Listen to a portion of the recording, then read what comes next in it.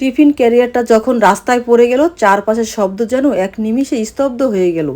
দুপুরের খা খা রোদে বনানীর এই রাস্তায় শুধু আমাদের দুজোড়া চোখের জল মুখোমুখি দাঁড়িয়ে রইল। মা দুই হাতে নিজের মুখ ঢাকলেন, ওনার সারা শরীর কাঁপছিল। তারপর আস্তে করে ডাকলেন, সায়ান, আমার সায়ান তুই বাবা।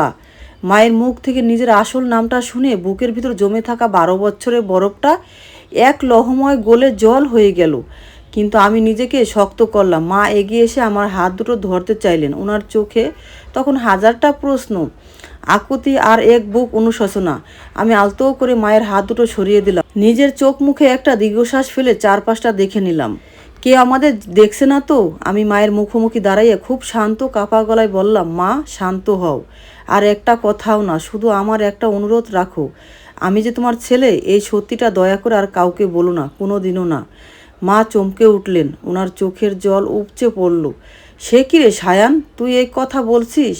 আমি তোকে কত খুঁজেছি। ওই পশুটার হাত থেকে তোকে বাঁচাতে আমি পালিয়ে এসেছিলাম, কারণ আমাকে হুমকি দিয়েছিল আমি যদি না যাই তাহলে তোকে মেরে ফেলবে।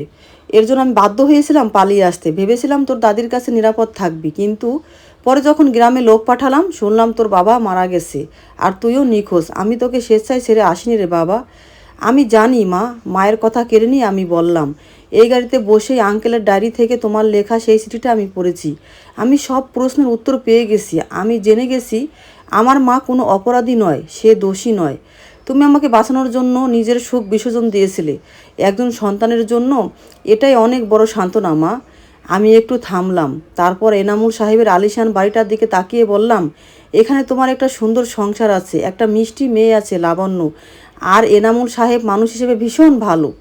আর যদি তুমি সবাইকে বলো যে এই শাহেদ আসলে তোমার আগের পক্ষের ছেলে, তবে এই সাজানো সংসারটা কুয়াশা নেমে আসবে, তাসের ঘরের মতো ভেঙে যাবে। আমি তা হতে দেব না। কিন্তু সায়ান, তুই কিভাবে থাকবি এই শহরে এত কষ্ট করে? লাবণ্যর বাবাও জানে এই কথা। লাবণ্যর বাবাই তোকে খুঁজতে লোক পাঠিয়েছিল। মা ফুপিয়ে কেঁদে উঠলেন। আমি মৃদু হাসলাম। সেই হাসিতে কোনো আনন্দ ছিল না, ছিল এক বুক নিয়তি, মেনে নেওয়ার স্তবতা। আমি ছোটবেলা থেকে এই ভেবেই বড় হয়েছি যে এই পৃথিবীতে আমার আপন বলতে কেউ নেই। রাস্তার ধুলোবালি, ফুটপাত আর ট্রেনের ছাদ আমাকে লড়তে শিখিয়েছে। আমি এখনও তাই ভেবেই বাকি জীবনটা কাটিয়ে দেব মা।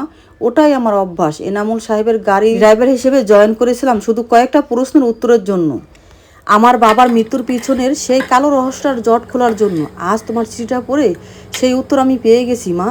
আমার আর কোনো ক্ষোভ নেই, কোনো অভিযোগ নেই। আমি মাথা নিচু করে রাস্তা থেকে টিফিন ক্যারিয়ারটা তুলে মায়ের হাতে দিলাম। মায়ের হাত দুটো তখনও কাঁপছিল। মা, লাবণ্য আমার ছোট বোন, ও যেন খুব ভালো থাকে। আর তুমি তুমি এই সংসারে ভালো থেকো। আজ থেকে আমি আর সায়ান নই, আমি শুধুই শাহেদ। কাল থেকে আমি আর এই কাজে আসবো না, অন্য কোথাও, অন্য কোনো ঠিকানায় চলে যাব। মা এক দৃষ্টিতে আমার দিকে তাকিয়ে রইলেন। ওনার চোখ দিয়ে অবিরাম জল গড়িয়ে পড়েছিল, কিন্তু ওনার মুখে কোনো কথা ফুটল না। উনি হয়তো বুঝতে পেরেছিলেন এই কঠিন বাস্তবতার সামনে দাঁড়িয়ে আমার সিদ্ধান্তটাই সবার জন্য সবচেয়ে মঙ্গলজনক। আমি মায়ের পায়ে হাত দিয়ে শেষবারের মতো সালাম করলাম। তারপর গাড়ির চাবিটা পকেট থেকে বের করে মায়ের হাতে দিয়ে বললাম, আঙ্কেলকে বলো আমার জরুরি একটা কাজ পড়ে যাওয়ায় আমি চাকরিটা ছেড়ে দিতে বাধ্য হলাম। আর কথাটা শেষ করতে পারলাম না, গলাটা আটকে আসছিল। আর এক মুহূর্ত দাঁড়ালে হয়তো আমি আমার দেয়াল নিজেই ভেঙে ফেলবো।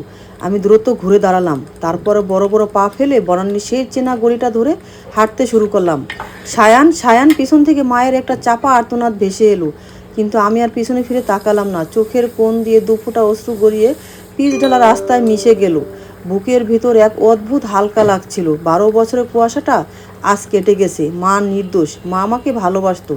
এই সত্যটুকুই আমার একাকী জীবনের পাখি পথ চলার জন্য সবচেয়ে বড় পাথর হয়ে থাকবে। সূর্যটা তখন মাথার উপর চড়চড় করছে। আমি ভিড়ের মাঝে হারিয়ে গেলাম নিজের চেনা একাকী পৃথিবীর উদ্দেশ্যে। এই গল্পটার শেষ পর্ব। গল্পটা আপনাদের কাছে কেমন লাগলো? ভালো লাগলে লাইক, শেয়ার, কমেন্ট করে যাবেন। ধন্যবাদ সবাইকে।